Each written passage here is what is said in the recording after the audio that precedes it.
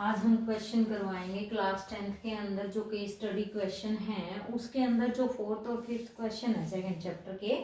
तो second chapter के fourth और जो थर्ड और फोर्थ पार्ट है, जो थर्ड और फोर्थ क्वेश्चन है वो क्वेश्चन आपको करवाएंगे, तो ध्यान से समझ लेना जी। अब फर्स्ट और जो सेकंड था केस स्टडी उसके बारे में भी बता देना कि कैसे करवाया कैसे नहीं करवाया, कमेंट में जरूर लिखा करो समझ आया, अच्छा करवाया, सही करवाया, गलत करवाया।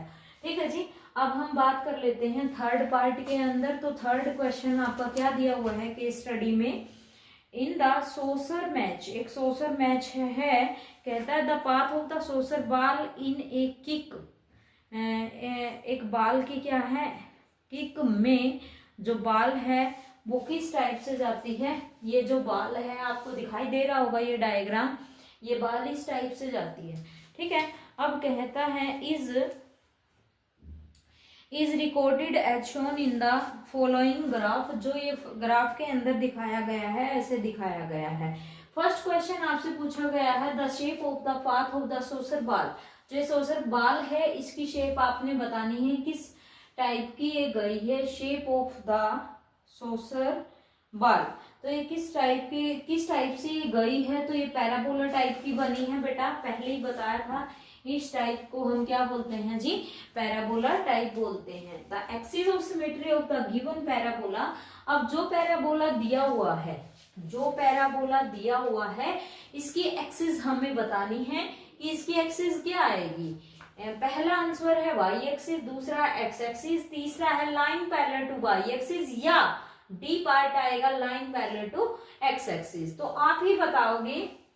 अब एक्सिस ऑफ सिमेट्री क्या होती है, जैसे कि आपने 7th क्लास में अगर आपने पढ़ा हो, 8th क्लास में अगर आपने पढ़ा हो, किसी की भी एक्सिस करनी है, एक्सिस ऑफ सिमेट्री से लाइन लगानी है, सिमेट्री करनी है। सिमेट्री में दो पार्ट होते हैं और वो दो पार्ट क्या होते हैं, इक्वल होते हैं। तो देखो इसको ही यदि मैं ऐसे लाइन लगाऊं तो इसके और इसके दो पार्ट अलग अलग तो हो गए, बट क्या नहीं हुए, इक्वल नहीं हुए। इक्वल क्या करेंगे, इक्वल करने के लिए यदि हम ऐसे लाइन ऑफ सिमेट्री लगाएं, ऐसे लगाएंगे तो ये क्या हो जाएगा, ये वाला पोर्शन इधर और ये वाला पोर्शन इधर, है ना। तो लाइन ऑफ सिमेट्री अगर लगाते हैं तो लाइन किसके पैरेलल आ जाएगी, ये वाली लाइन किसके पैरेलल आ जाएगी, वाई एक्सिस के। तो इसका जो आंसर आएगा वो आएगा line parallel to Y axis. And then third part is find the zeros of the polynomial represent in the given graph. जो इस ग्राफ के अंदर दिए गए हैं वो जीरोस आपने क्या करने हैं, लिखने हैं, राइट डाउन करने हैं। तो यहां से क्या है जी, -2 है, यहां से -2 और यहां से क्या है जी 7। तो ये जीरोस आ जाएंगे जी इसके। ठीक है। अब बात कर लेते हैं for what value of x, x की किस वैल्यू के ऊपर the value of polynomial F x is this is 9। X की कौन सी वैल्यू के ऊपर क्या वैल्यू होगी एक्स की कि जो एफ एक्स है वो इसके इस 9 के इक्वल आ जाएगा। ठीक है। तो यदि मैं आपको यहां से करके बताऊं, तो अगर मैं इस ग्राफ को ही साफ कर देती हूं, यहां से इस चीज को अगर साफ कर दूं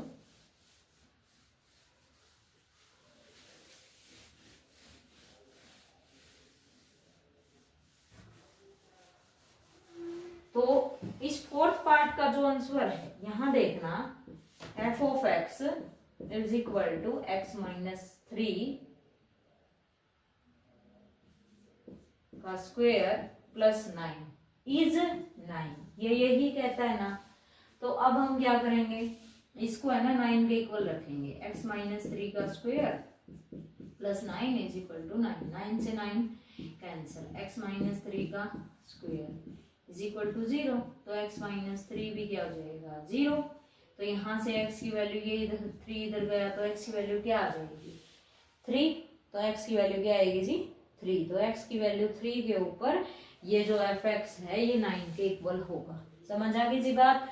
फोर्थ पार्ट में क्या कहता है, फोर्थ पार्ट में कहता है Neha is a very good in painting, very good in painting, Neha बहुत अच्छी है पेंटिंग में। So she thought of the exhibiting her painting in in which she want to display her latest painting which is in the form of a polynomial as shown in the figure।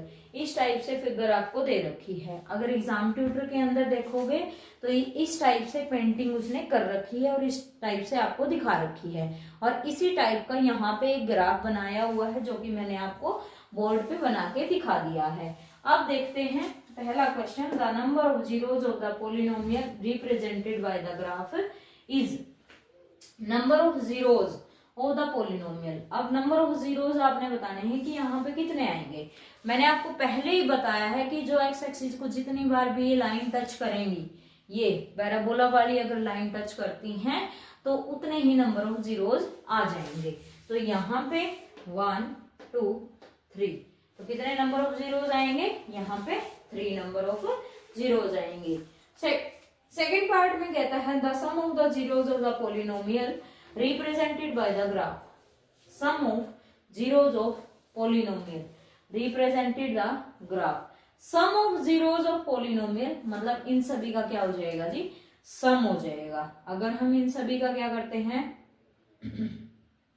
सम करते हैं तो देखिए कितना आता है। अगर हम यहां से सम करें इसका,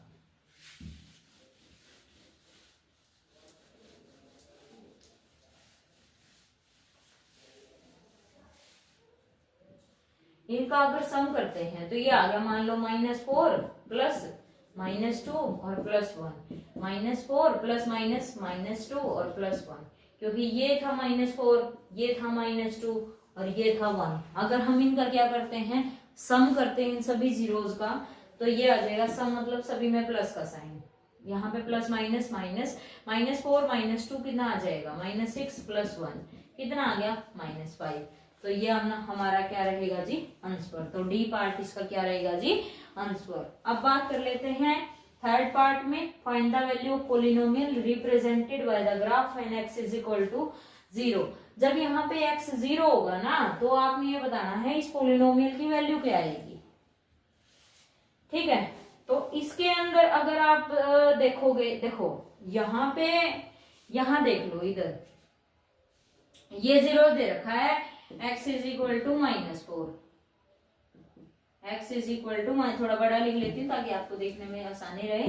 तो ये लिख रखा है x = -4, दूसरा दे रखा है x = -2 और तीसरा दे रखा है x = 1।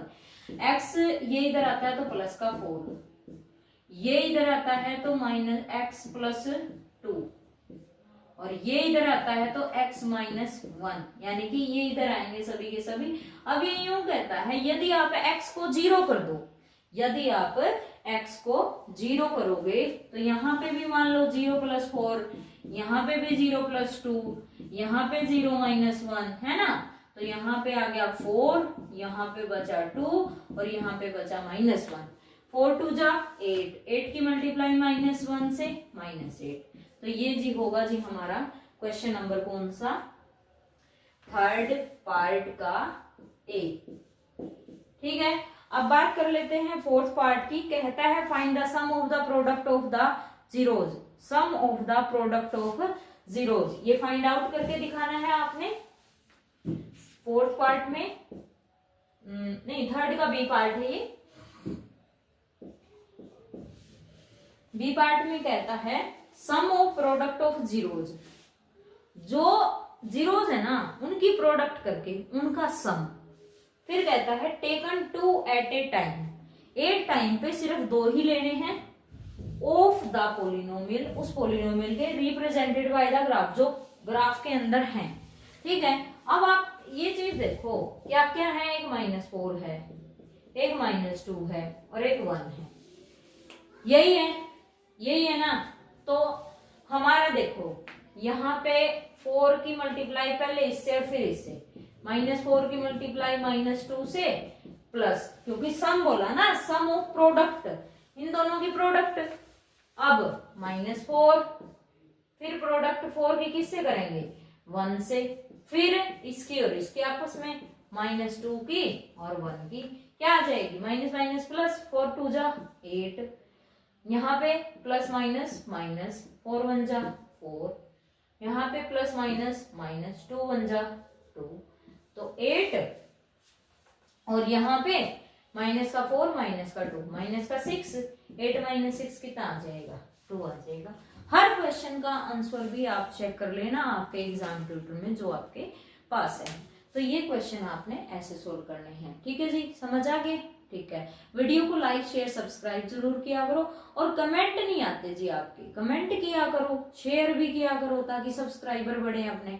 ठीक है, ओके, ये देख लेना जी क्वेश्चन।